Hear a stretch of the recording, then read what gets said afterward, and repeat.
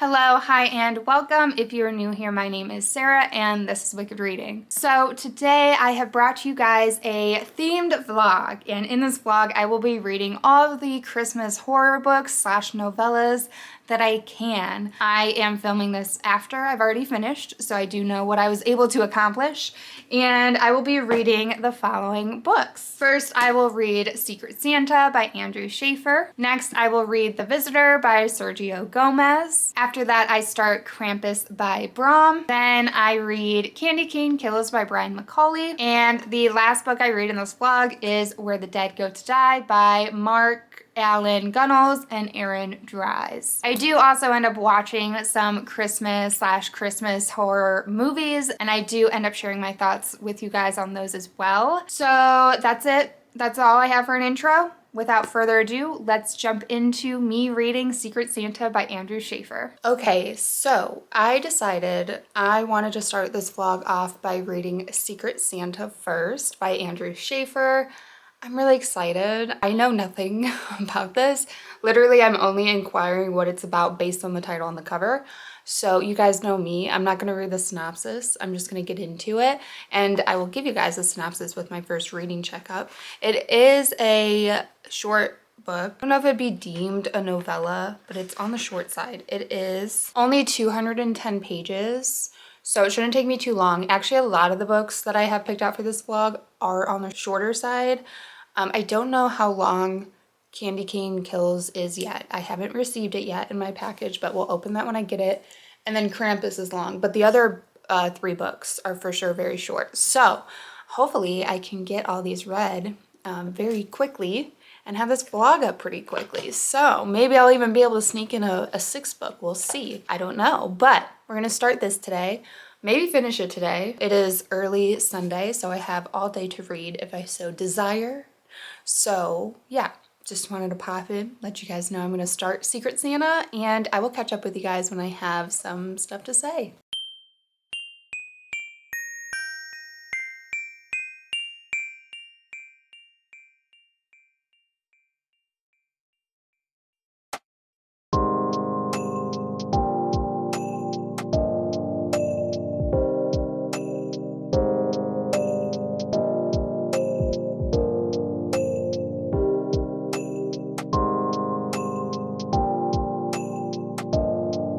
Reading update. I'm on page 79 of Secret Santa, probably, I don't know, 35-40% of the way in, and I'm really liking it so far. I really like the setting and the atmosphere. So it's set in the 80s, and after the prologue we follow our main character Lucy, who is in the publishing industry but recently got let go from her previous employer where she published and edited horror books. And so she's kind of on a new job hunt, and her last stitch effort is to try to work for a different publishing company that's very literary, posh, a little bit dated, hasn't had like a bestseller, just kind of like very uppity feeling literature.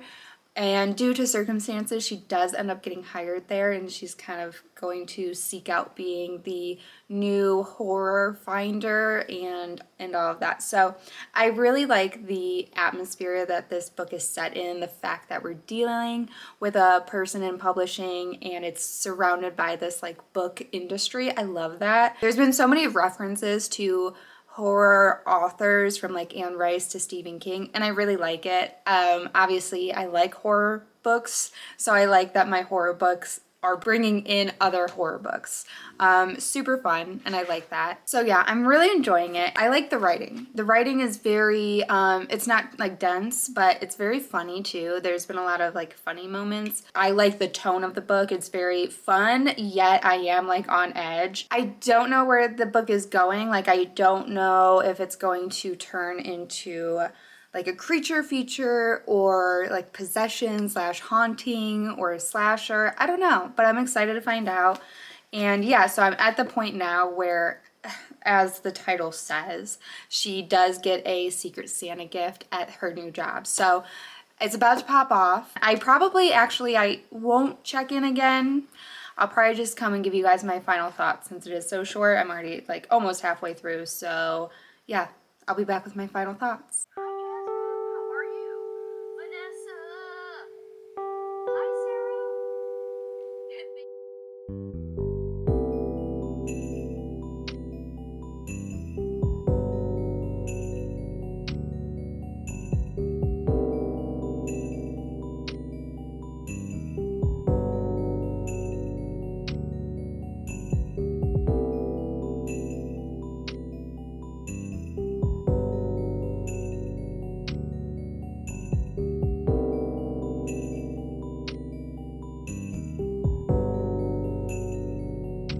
Okay, so one, I know that the lighting is horrible.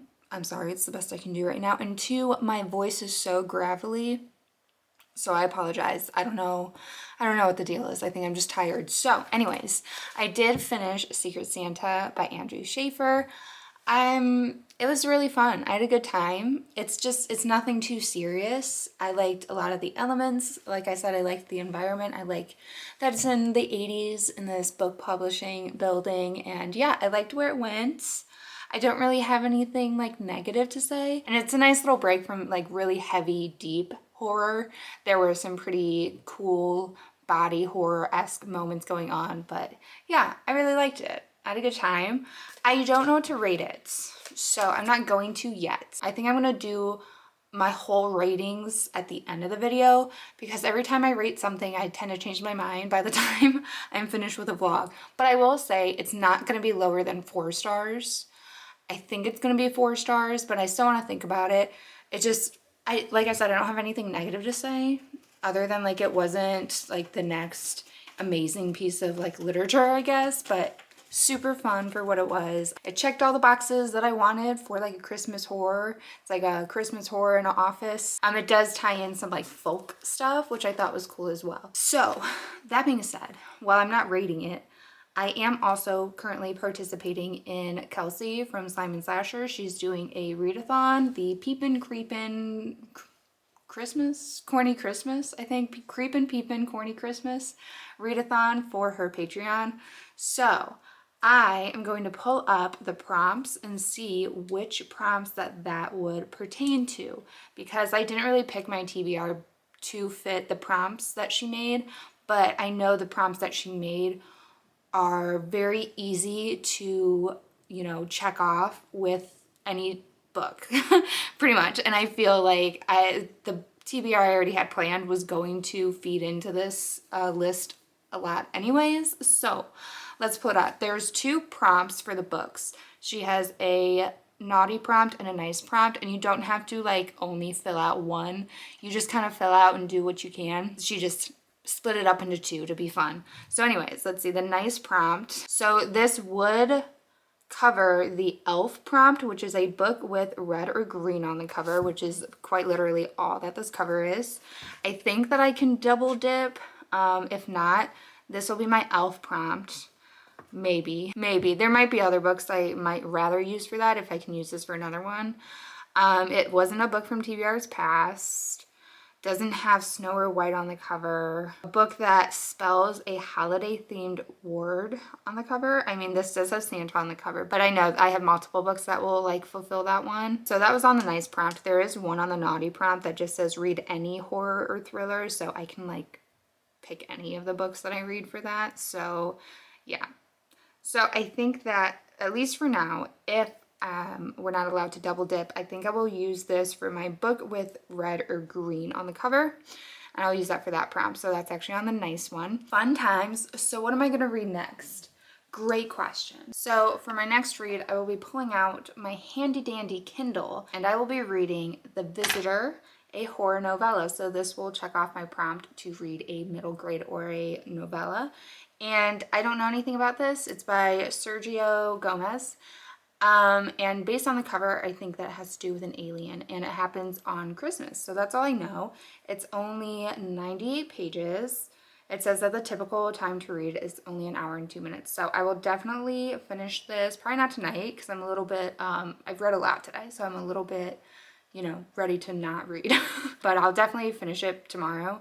And yeah, so I'm not going to read any of the synopsis right now, especially since it's only 98 pages. All I'm going in thinking I know is that it has to do with aliens on Christmas. So I'm curious to see what it's about. So I will check in with you guys when I can. So I do have some reading updates.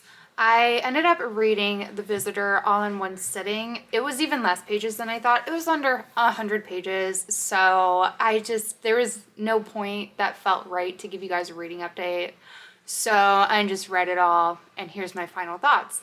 So I'll give you a synopsis. Pretty much the synopsis is there's all these strangers on Christmas Eve that are not with their family for one reason or another. A couple of them end up having some like car issues, and all these strangers end up converging at this little diner, and a blizzard pretty much keeps them in for the night. And from there, stuff happens. So that's really all I can say. I will say it does involve aliens. I don't know if the premise technically says it, but like the cover has an alien on it. So yes, it does involve aliens. And overall, I enjoyed the story. I thought it was really fun. I enjoyed mixing the whole alien stuff with Christmas, and some of the imagery was pretty cool. There was some decent body horror in it, but it was really short. So it just kind of left me wanting a little bit more, which is why I tend to avoid novellas. I feel like I'm gonna feel like that with a lot of them. I'm a very character driven reader, so if I'm not given like good exposition, I'm not really in touch with these characters. It's just like I'm not going to connect as much. But it was really fun, and I liked the Christmas vibes. I think I'm going to give it 3 stars. It was a cute, fun, quick read, and I do think that it's worth reading and worth recommending. But again, I'm going to reconvene at the end and give my final ratings, but I'm pretty solid, and I'm pretty sure that that's going to stay as a 3-star. Anyways, I did then start Krampus, the Yule Lord by Brom. I'm not far into this at all. I'm literally on page 27. So I'm not far into it at all, but I did get like the setup of the story, and I really like the way that the story was set up. I'm really excited to keep reading. So we open up this book with one of our main characters, Jesse, and he is this man who's kind of like down on his luck, questionable like moralities, might be an alcoholic. His wife left him. He doesn't see his daughter very often, and he's living in a trailer park in West Virginia. So he's just really kind of like down on his luck, bummed out. But he's driving home from the bar when he pulls up to his trailer and he sees this crazy event. He ends up witnessing this fight between these devilish creatures chasing down a man in a red suit who rides a sleigh with a bunch of reindeer attached to it. So Santa Claus. In the midst of this fight, Santa Claus's like present sack gets separated and Jesse stumbles upon it. At the same time, we also get chapters from Krampus from his POV, and he is locked in chains for whatever reason, and pretty much is trying to become unlocked and emerge back to Earth. He's somehow been banished, it seems like. I don't really know, but he's chained and can't move. So these devilish creatures are kind of his like lackeys.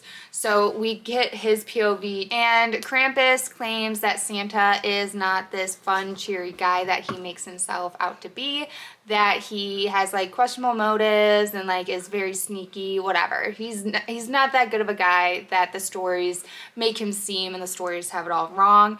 And I think that Krampus is like trying to emerge, and it becomes this race to try to get Santa's bag back because it's like magic in some way. I don't know.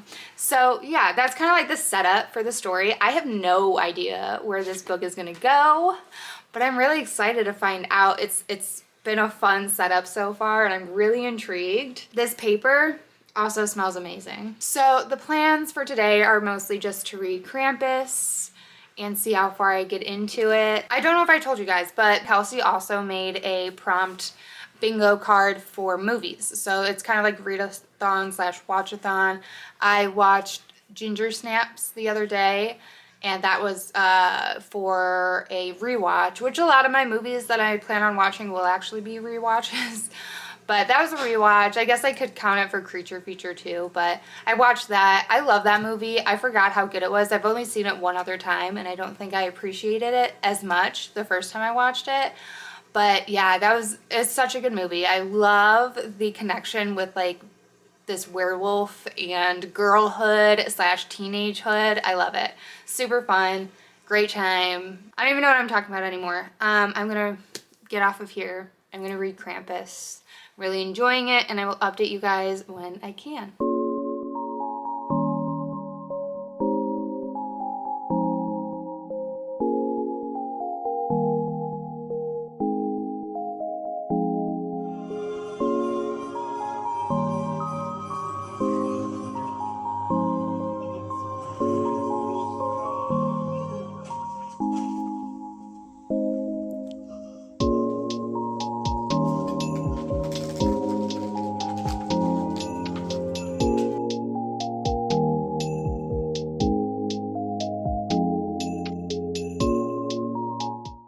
So I have a few things going on right now. First of all, I have a reading update for Krampus. I'm on page 171, so I'm just under 50%, if not like 50% of the way into this book, and I'm really enjoying it. I don't have much more to say about it, but I'm just having a good time. It has a lot of folk vibes. It really leans into like Norse mythology and, you know, the whole connection between Krampus and Santa Claus. And our main character, Jesse, has a lot of ties to these very unsavory criminal types, so I really like that aspect to the story as well, and I'm having a good time. I really like it. I like the imagery, I like the storytelling. It ties so well together, and that was a big issue I had with Slewfoot by Brom, was I didn't feel like the human realm and this mystical realm really tied in well to each other, and with this book, those two ideas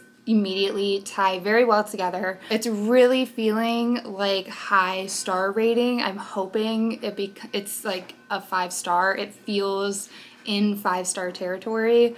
Definitely at least a 4.5, I'm thinking. We'll see how it wraps up. I don't really know where the rest of the story is gonna go, so we'll see. And again, with this book, there's just amazing imagery throughout the whole book. Each chapter has like a drawing in the beginning, and we also have some really beautiful full color art pieces, just like we did with Slewfoot, which I'll show you guys some B-roll of that as well once I get to that point of the book. It's coming up pretty soon, so I'll show you guys those too.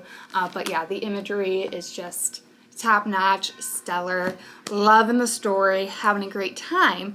So next up on the agenda, I got my Nightworms package, and I'm so excited, so I'm going to open it with you guys.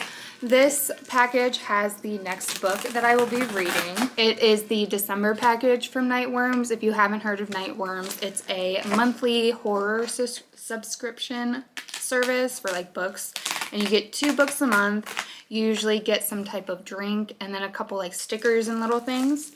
And this is the December box. The Instagram does have spoilers, which you can look at if you want to know what each month the books will be, which I always do because I can't help myself. So I know what the books are, obviously. I already said one of these are the books that I'm going to be reading for this vlog. All right, so we got another really nice size package of coffee, right? It looks like coffee. Yeah, by Haunted Cups Coffee. It's called Sleigh Bells, and it's raspberry and cream flavors. So that's interesting. And this isn't one I would pick for myself, but I'm gonna actually make a cup after I'm done opening this package and see what it's like. So then we'll go through the package of goodies that you always get, and you always get a bookmark that matches the theme, and this one's so cute. It says Killer Christmas. Love that. I'll have to use that. This is a spoiler card, and it has all the information for where everything came from with like the coffee and the graphics and all of that. Ooh, this is cool. Oh, I thought this was a sticker. It's not. What is this? It's a shortwave video membership card. I thought it was a sticker. It's not a sticker. It's a card. Oh, okay. It's a little gag. It's a little gag gift because it goes along with one of the books. That's so fun. I do kind of wish it was like, I don't know, either a magnet or a sticker, but that's fun. I guess I could just like stick it to something. But that's cute. That's cute. It just goes along with the book, one of the books. Oh, and then also with Nightworms, you always get the author's signature plate, but I've always gotten it for both books. But it looks like I only have it for one of the books this month, and I don't know if it's because I didn't get the other one or they weren't able to get the author's signature for the other book. Every other package I've gotten, I had a signature from both authors, but that's okay. This one's one. It's a book plate and it's sticky, so I can put it right in the book. That's still cool. This is actually a really cool like piece of paper that it's signed on. Some of the book plates are like really like ugly, to be honest, but this one's cool. I like that one.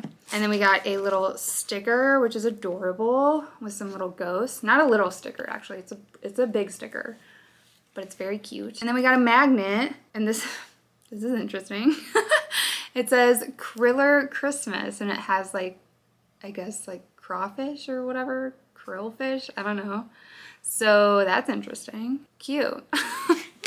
Kind of random, but cute. First, I will show the book I'm not reading for this vlog, but I am very excited for, and it is The Paleontologist by Luke Dumas. It says, curator of paleontology, Dr. Simon Neely never expected to return to his Pennsylvania hometown, let alone the Hawthorne Museum of Natural History. He was just a boy when his 6-year-old sister Morgan was abducted from the museum under his watch, and the guilt has haunted Simon ever since. After a recent breakup and the death of an aunt who raised him, Simon feels drawn back to the place where Morgan vanished, in search of the bones they never found. But from the moment he arrives, things aren't what he expected. The Hawthorne is a crumbling ruin, still closed amid the ongoing pandemic and plummeting toward financial catastrophe. Worse, Simon begins seeing and hearing things he can't explain. Strange animal sounds, bloody footprints that no living creature could have left, a prehistoric killer looming in the shadows of the museum. Terrified he's losing his grasp on reality, Simon turns to the handwritten research diaries of his predecessor and uncovers a blood-soaked mystery 150 million years in the making that could be the answer to everything. Pretty cool. It says, a haunted paleontologist returns to the museum where his sister was abducted years earlier and is faced with a terrifying and murderous spirit in the chilling novel. Interesting. I feel like, I don't know, it might be kind of like Night at the Museum, but make it horror, maybe. That's what I'm thinking, but I'm interested in this. It sounds pretty cool. And ever since I read Our Hideous Progeny, I'm like even more interested because Our Hideous Progeny talks a lot about paleontology and stuff like that. So it's cool. Yeah. Oh, it literally says on the front, blurbed, it says the paleontologist is Night at the Museum as reimagined by Michael Crichton, I don't know who that is, and Stephen King. So yeah, all right. Kind of what I said. Anyway, so that's the first book. And then the next book, which is the book I'm going to be reading for this vlog, and I'm so excited, is Candy Cane Kills by Brian McAuley. This is shorter than I thought. I don't know why I thought it'd be a longer book, but it's definitely short. 145 pages, so I do think it would be considered a novella. I don't really know what this is about, and I'm not going to read the synopsis. Y'all know me. So I'm just assuming it's going to be like a Christmas slasher, but we'll see. I'll let you guys know once I get into this. But I'm really excited because Brian McAuley, I read his debut novel back in June called Curse of the Reaper, and I loved that one so much. So I'm really excited to check out his latest work. And yeah, this whole Killer VHS series is pretty cool. I found out about it because of this book, but there is like another book before this, which is what that little printout was about. It was Melonhead Mayhem. So each book is written by a different author. But yeah, I'm excited to check these out further once I read this one. And yeah, I'm excited. So that's everything from my Nightworms package. Moving on from there, I have a bunch of Christmas cards that I'm going to sit here and address and sign and write in order to send to some book friends, because part of Kelsey's readathon, we're doing a card exchange through her Patreon. I guess you don't need to do the readathon to do the card exchange, but you do need to be in her Patreon. So we're doing a little card exchange and I'm super excited. I have some that are kind of like personalized, and then I have a stack of a bunch of like other just cute ones. So this one I'm sending to Kelsey herself because she loves the whole nostalgia stuff, and the VHS with the Christmas horror I thought was fitting for that. I have a Krampus one that I'm sending to Amy Noel because she really likes Krampus, as do I, and I love the Krampus imagery, so I'm going to send her that one. These ones are smaller than I expected, but that's okay. Next I have this one that I picked out specifically for Katrina Brown because she does her Ouija board TBR, and it says Summon the Holiday Spirit. I thought it was really cute, so I got her that one. And then Lauren from Happy Haunts Library, she likes a lot of stuff, but she loves Nightmare Before Christmas, and so I got her one that kind of ties that in. So it's the Oogie Boogie Man. It says, you're joking, I can't believe my eyes, you're joking me, you gotta be, it can't be Christmas time. I thought it was super cute. So I got that one for her. Outside of the card exchange, I actually have a buddy who is autistic, and me and him always exchange cards. So I got him this cute little puppy dog card, which he'll love. And then I have this stack of, they're all the same, but they all just say Seasons Creepings, which I thought was cute because obviously I'm more of a Creepmas kind of gal, and where I can get horror in, I will. So this is just a stack of a bunch of those to send to other people that I don't like necessarily know personally, or couldn't find something that I felt like, you know, matched them personally. So we have a bunch of cards that we're gonna do. And that's it for now. I'm going to do that, and then I'm going to hopefully get back into Krampus. Speaking of, while I'm doing the cards, I recently found out that Spotify has audiobooks, which is amazing, but I did also learn that there may be like a 15-hour limit each month. I don't know if that's true or not. I heard it. I didn't double check it. But I did hear that if you needed to, you can buy more hours or something like that. But anyways, since I've already physically read most of Krampus, I won't need the whole audiobook anyways, but on Spotify it does have it. So I'm really excited. So I'm probably going to listen to Krampus while I'm doing the cards so I can multitask and get through some more of this book, because I will say the Krampus book is quite long. It's 351 pages, and like the pages are big. Like this isn't like a normal formatted book. Like this is like, where's the other, here's the Paleontologist. Like it's a pretty, well, I guess it doesn't look that big. Okay, it doesn't look that different actually, but it's like a wide book. So, and the words are pretty small. Like, I don't know, it feels long. It doesn't feel long in like a way that I'm like trying to get through it, but it feels long in a way that's like, I'm trying to finish this vlog and get to my next read, and it's taking me a few more days than I want it to. So anyways, all that is to say that I will be listening to Krampus on the audiobook while I do my cards, and I'm also going to make a cup of this Sleigh Bells coffee and let you guys know how that is. So I will update you guys when I can.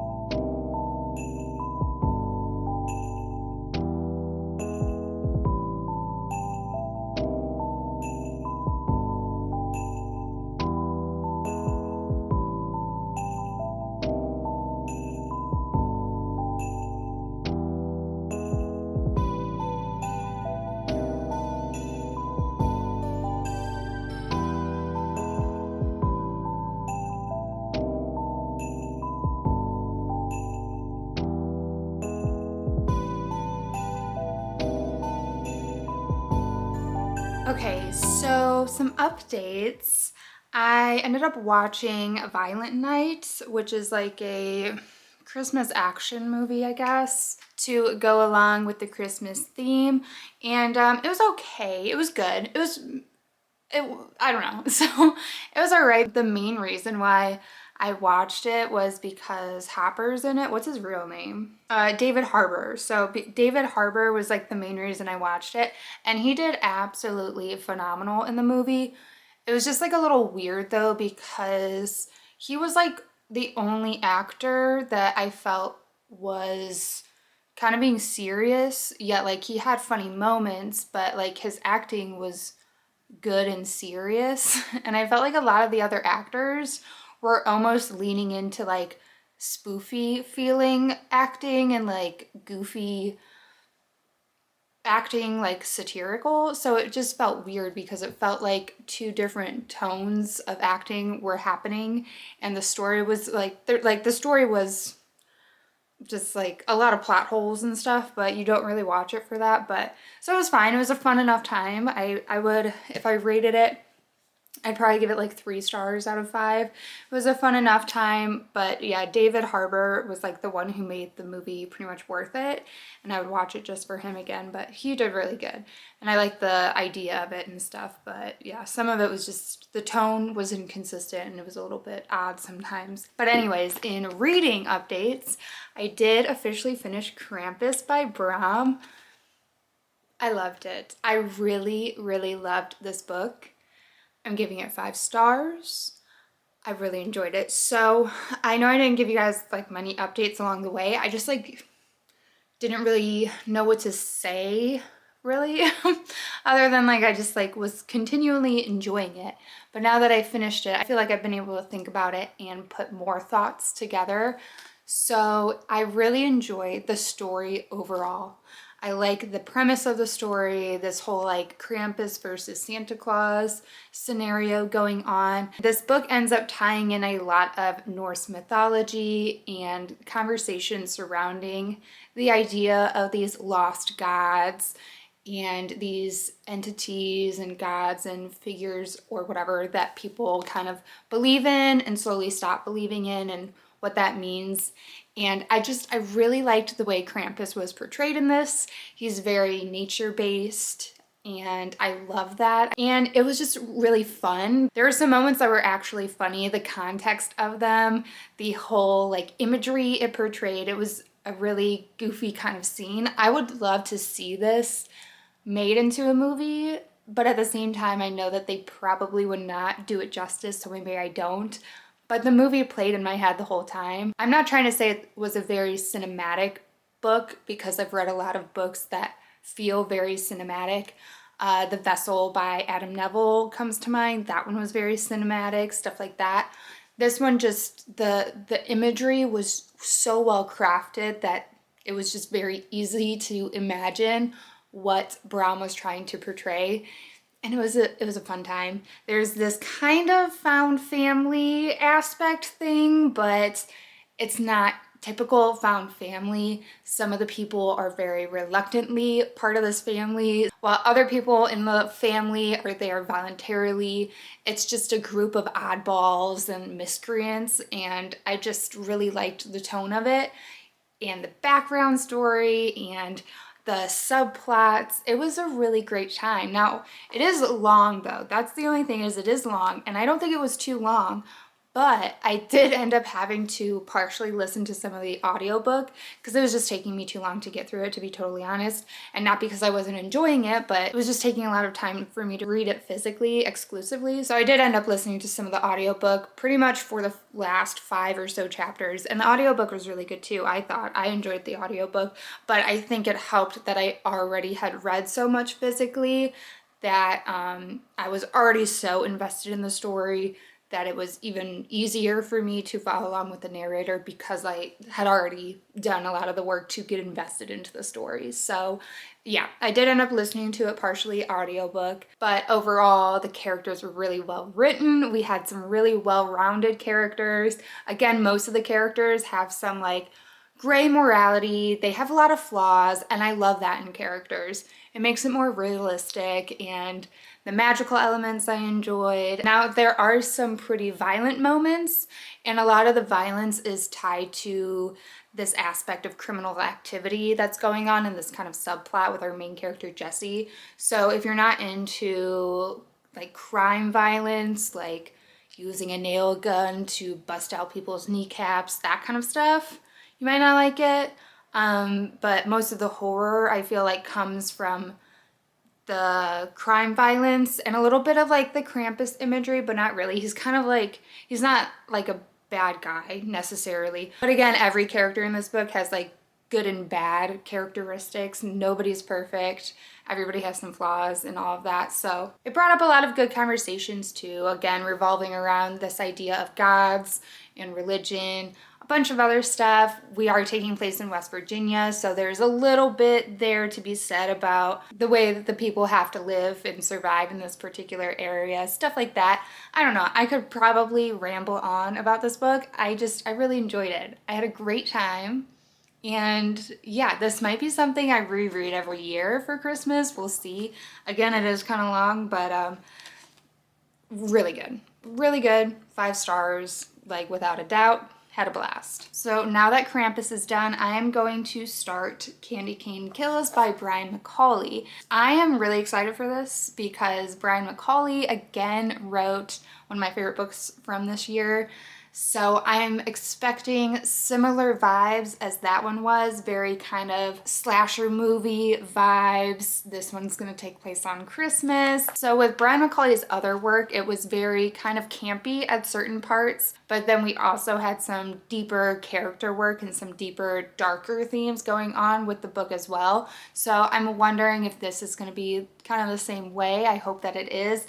But yeah, 145 pages is gonna be a little bit tougher to kind of get that much story in, but the back does say the modern day Goosebumps for adults, which I think is so fun.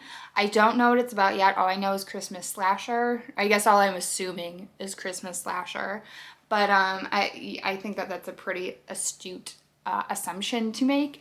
So I'm going to read this. I may do an update halfway in, or I may just wait for my final thoughts since it's so short. If I feel the need to update you guys like halfway through, I will, but don't be surprised if I just come back at you with my final thoughts. So I'm gonna get into this and I'm super excited. I hope it's another 5-star for me. We'll see. And I also have to wrap some gifts, so I'm gonna do that. And yeah, that's it right now. So I will update you guys when I can.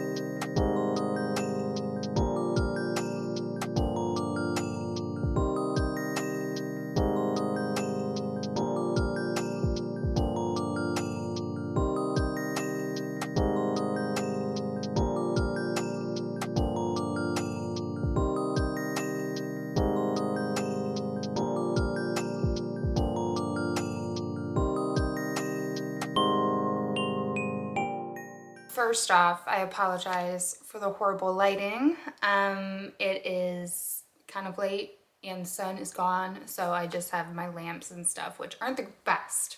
But anyways, I did end up finishing Candy Cane Kills by Brian McAuley. I didn't give you guys an update because honestly it reads so fast that I didn't even realize I had like surpassed the halfway mark, and at that point I was like, I'll just do final thoughts. So boy, do I have some thoughts. So before I get ahead of myself, let me tell you guys what this is about. So in this book, we follow a family, a son, daughter, and mom and dad. And their family is kind of going through it. The parents are just really at each other's necks, and the sister has a disability, and the son is working through some of his personal issues. And so the dad decides to take the family to this kind of like isolated house in a wintry setting on Christmas Eve in order to create like a bonding experience and help salvage his marriage, all of that. They get to this house and they find out eventually that this house was part of a very gruesome tragedy 10 years prior. Was it 10 years? I think it was 10 years prior to them now staying in it. This book started off very strong, and I do think it has a very good Christmas horror atmosphere, Christmas horror slasher. I think it nails the Christmas time stuff. That being said, I don't think I know I didn't love this one, and I'm trying to kind of figure out why.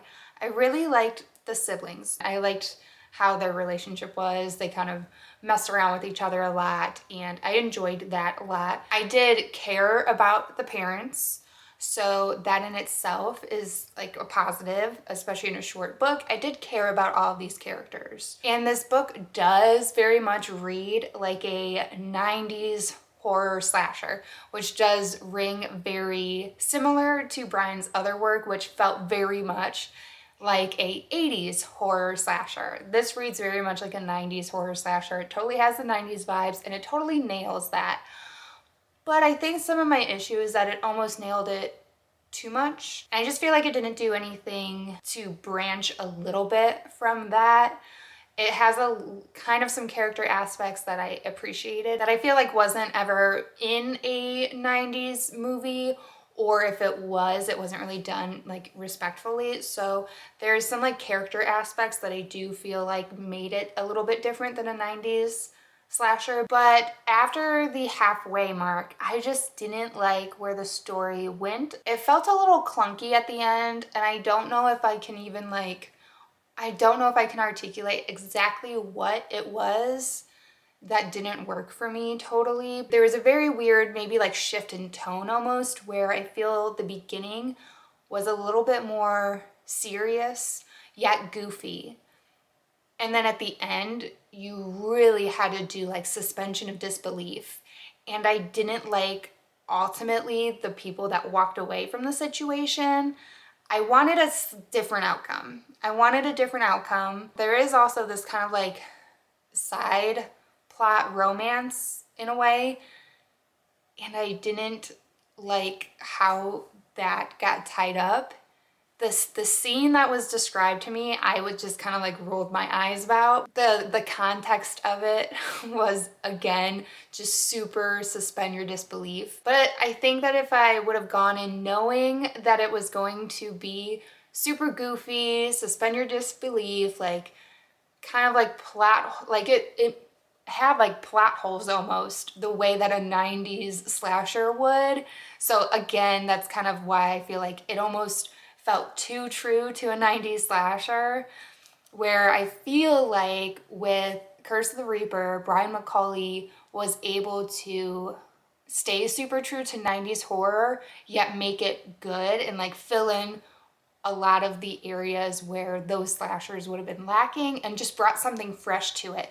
This one, I don't feel like much freshness was brought to it outside of what it was trying to do with the characters, which I appreciate, and I like the representation that it had, but with the plot, I wanted it to do something better. I don't know if I'm really relaying my feelings very good and my thoughts. I guess I just really wanted it to be as groundbreaking to me as I felt like Curse of the Reaper was. It wasn't bad though, like I'm not trying to fully dog it.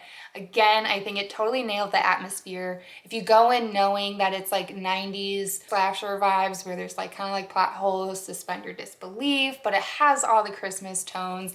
I do feel like this is one of the better Christmas based books that I've read, with just like people and not like this crazy Santa or something going on. I'm giving it 3 stars. I still recommend it. I still think it was fun, but yeah, I just, compared to his other work, I expected something a little bit different, which is pretty much just my fault for having those expectations for such a short book. So moving on from Candy Cane Kills, I'm going to get into the next book, which is Where the Dead Go to Die by Dries and Allan Gunnells. So this is going to be kind of like the least Christmassy horror of them all. I don't think it's going to have super in-your-face Christmas stuff, but it takes place during Christmas. It is pretty much like a zombie post-infection Chicago during Christmas time. So I don't really know what to expect for it, to be totally honest. I do think it's going to be the most bleak of the books that I read. It's not going to be like the goofy books I've been mostly reading so far. So this is definitely probably going to be the darkest one, the deepest one. So we'll see. It is another shorter one, but not quite as short. It is 245 pages. So I should probably be able to get it read in like 2 or 3 days. We'll see. I will update you guys when I'm about halfway in.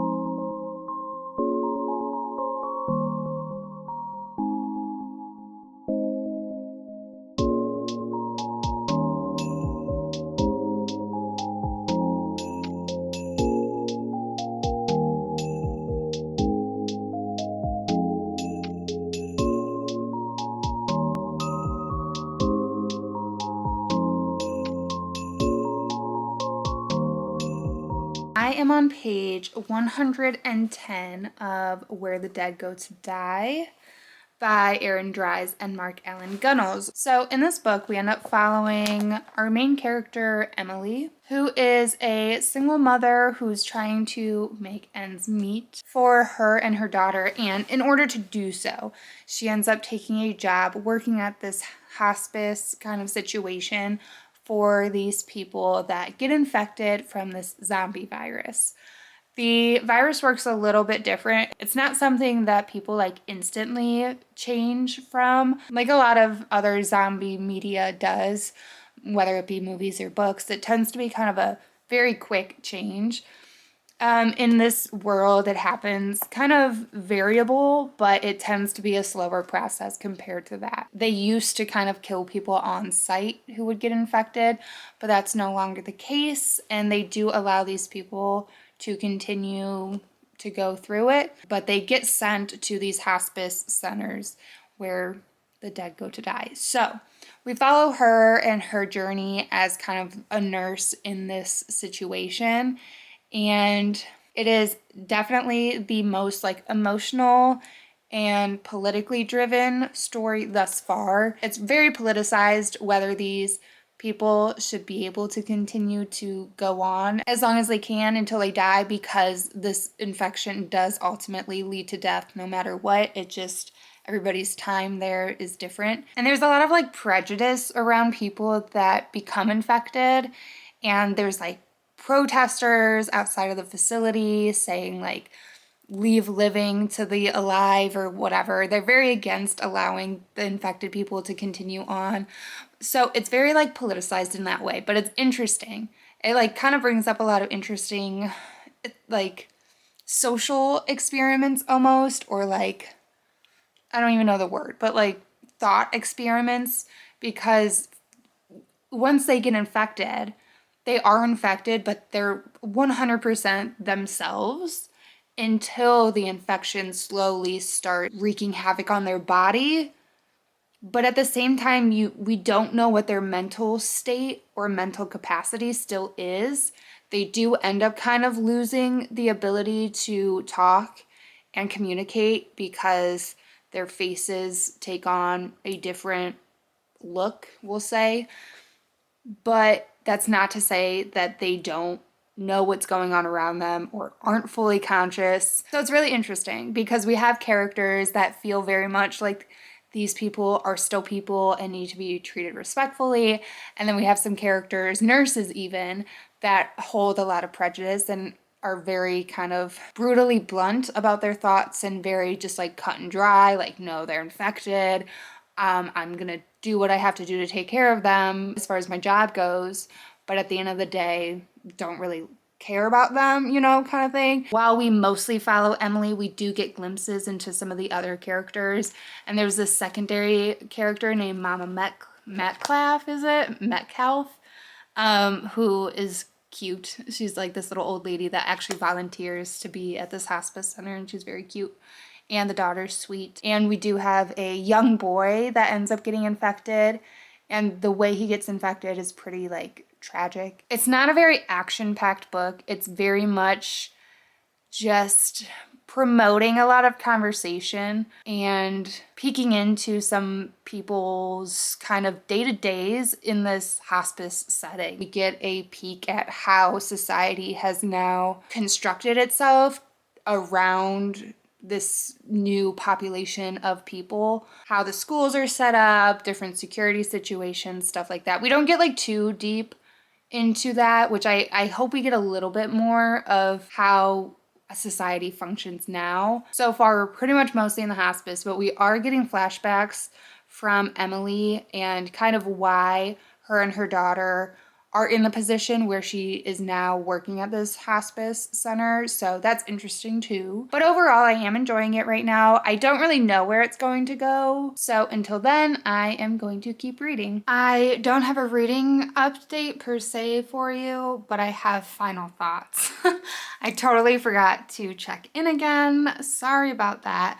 But I do have my final thoughts on Where the Dead Go to Die. So overall, I did really enjoy this story. It's definitely not super action-packed. It gets pretty actiony at the end, but I feel like it's a really unique take on zombies and having this hospice setting. While we followed Emily a lot in the beginning, towards the end and like middle half, we jump a lot more into other characters, not their direct POVs, but we kind of just peek into different areas of the hospice and see what other people are doing. We even follow one of the protesters briefly, so we just get these glimpses into how all these different people are handling this situation and the way society is now for them and the way of life is for them.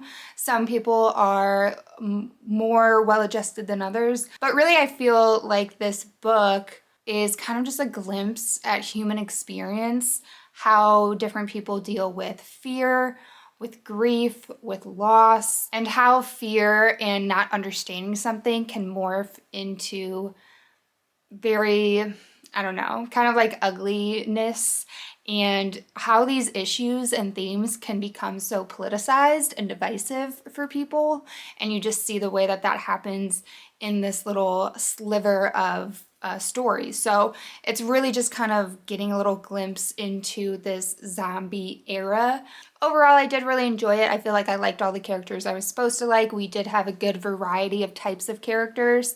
That being said, it's not very long, so we didn't get to learn a bunch of characters super deep, and I do wish we had a little bit more of a taste of people before this whole like zombie transition happened. We get a little bit from Emily's POV. I kind of wanted maybe a little bit more from different characters since we started to get so many more glimpses into the characters towards the end, but I don't know, maybe it would have just been too long then. I don't know. I really enjoyed it. I don't know what it is that I didn't necessarily love enough to give it 5 stars, but it is a 4-star book for me. I did enjoy it. It is bleak. It's pretty grim. Not a happy ending. So yeah. You would have seen I also did end up watching Krampus last night, which is a rewatch for me. I watch that every Christmas season. I love that movie. And again, great time. That movie's a 5 out of 5 for me. It's super fun. And I love the little creatures in it. All the actors and actresses in that movie are fantastic. I love the story, so great time with that. And then I ended up watching Black Christmas, the 2006 remake, which I think that I did watch a very long time ago, but if I did, I don't remember any of it, and it hadn't been for a while. I watched the original Black Christmas last year, so I decided to watch the remake this year, and it was good.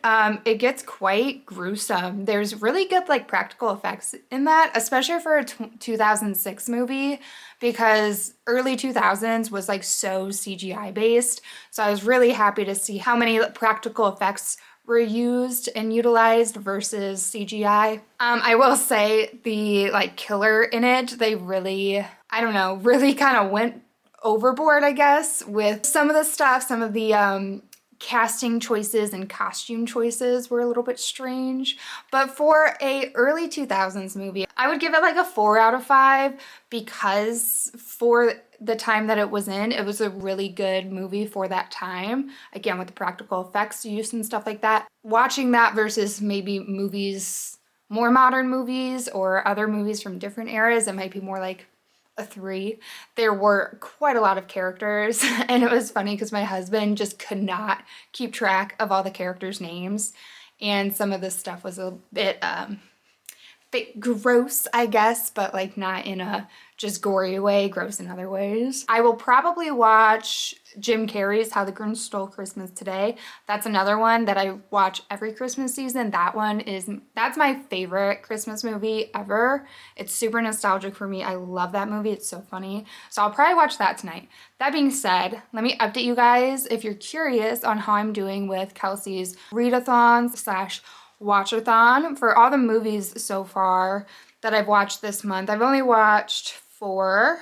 Here's my current board for the 4, although once I watch The Grinch, I'll probably put that in one of these. I'll probably do it for watch a classic holiday movie, because it's like a classic one for me. I've been watching it every year since it came out. So for me, that's a classic one. I know it's not like classic for a lot of people, but that's a classic Christmas movie to me, so I'll probably use it for that one. I can double up, but I'm going to try to fill out as many as I can with individual movies / books before I start doubling up. So that's my movie prompt right now. And then so real quick, let me recap the books, because I want to, because I don't know if I gave my final ratings on every single book. So I'm gonna rank them and go through them from my lowest to my highest rating. So my lowest rating from this video would have been The Visitor by Sergio Gomez at 3 stars. While I do think it was a very fun little book, and by little I mean little, it was under 100 pages, it just left me wanting more, which for me makes sense. But it was really fun. I liked how they merged kind of this whole alien aspect in with Christmas. That's a fun take. I would love to check out more Christmas horror that has like alien aspects and alien elements going on with it. It was a really fun concept, and some of the body gore was really good, but again, just kind of left me wanting a little bit more. So The Visitor by Sergio Gomez. Next in my ranking, I will put Candy Cane Kills by Brian McAuley. For a rating, it's like a 3, maybe 3.5. It's in that region. While it was pretty fun and it definitely nails the Christmas vibes, the Christmas horror slasher vibes, it just nailed the 90s vibes a little bit too well. And I just want a little bit different of an outcome. But it was a really fun time. It's a really short read, so I would still recommend it to everybody. Just know going into it, suspend your disbelief and take it for what it is. It's kind of like a goofy 90s one, and I wanted it to be slightly deeper than that based on his previous work, but still good. Still enjoyed it. Next up, I will put Where the Dead Go to Die, and this I will give 4 stars. I already said that, 4 stars. I just talked about it. We don't have to recap this one. After that, I will put Secret Santa by Andrew Shaffer. I really enjoyed this one. This one was really fun. I'm gonna give it 4.5. I do think that it could have packed a little bit more of a punch. It could have done a little bit more with the victims of this book, I guess to say. But I really enjoyed the background of the story. I really enjoyed the main character. I like that it was in this publishing business. It takes on horror authors and writers, and it's a really fun time, really fun concept, and it's in the supernatural realm, which I really enjoyed. And it was a fun time. I liked the writing, I liked the tie-ins, I liked the elements, fun. This is also another one that's a little bit more on the goofy side, but I knew to expect that going into it. Had a fun time. And then lastly, of course, is Krampus, the Yule Lord at 5 stars. This book was fantastic. I loved it. It's not going to be for everybody because it's so long, I think, and it does do a lot of Norse mythology, lost gods, ties in some of that religion, has all these like miscreants and oddballs, and I just had a fantastic time. The imagery in terms of the detailed writing allowing me to really be able to visualize and picture the story, but also literally the imagery in this book is just top notch. I loved it. So good. Yes. Had a blast. Love Krampus. Great time. So as far as the readathon goes, I'll share with you guys the prompts that I currently have done. So here's my current nice prompt. And some of these books you will notice that I didn't talk about in this vlog because it wasn't Christmas horror themed, but I was also simultaneously reading / listening to other books along the way. So the prompts I was able to fill out are a book with snow or white on the cover, a book from TBR's past, book with red and or green on cover, book with light source or a shiny element on cover. I did put the Final Girl support group. The chair is really shiny. I feel like that counts. So I used that to cover that prompt.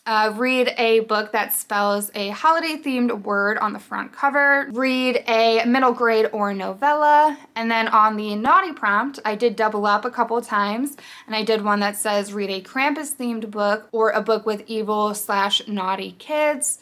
Match a book to candy, drink, or food, and I felt like the visitor just screams candy canes. And then read a YA book, and I did read Man-Made Monsters. So yeah, those are my current prompts. I still have the rest of the month to fill them out, but I thought I'd share my progress with you guys since I did talk about the readathon in this video. So overall, I would say this was pretty successful. A lowest rating book at 3 is not too bad in my book. I had a really fun time reading these, really fun time filming this and getting into the Christmas spirit. But that is going to be everything for today's video. If you made it to this point in the video, leave me a snowflake emoji down below so that I know. As always, thank you so much for spending some of your time with me while I sit down and talk about books. If you haven't yet, please give the video a like, subscribe for future content, turn on the bell notification, all the fun YouTube things that help your girl out, and I will catch you guys in the next video. Bye!